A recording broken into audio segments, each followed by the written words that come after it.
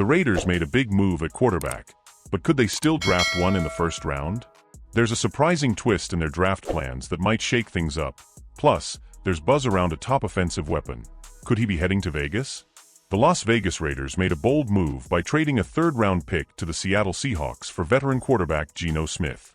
At 35 years old, Smith brings experience and familiarity with new Raiders head coach Pete Carroll, having played under him in Seattle. But while Smith is a clear upgrade over last year's quarterback situation, he isn't considered a long-term franchise cornerstone.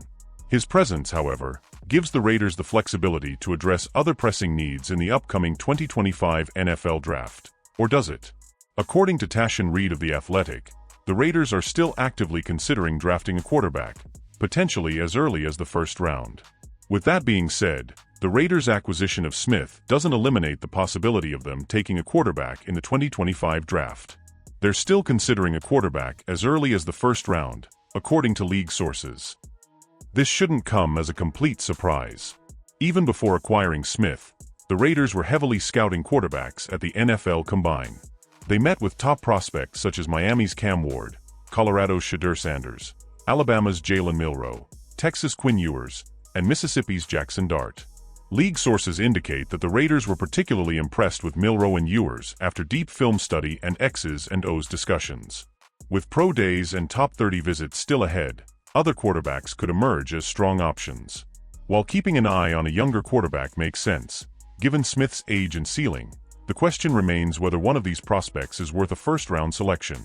Unless the Raiders believe that Cam Ward or Shedeur Sanders is their undisputed future leader, it would be a significant gamble to use their top pick on a quarterback when other needs remain. Instead, addressing key areas such as the offensive line, pass rush, or secondary may be the smarter play. If Milroe or Ewers is still available in the second or third round, that could be the perfect time to strike.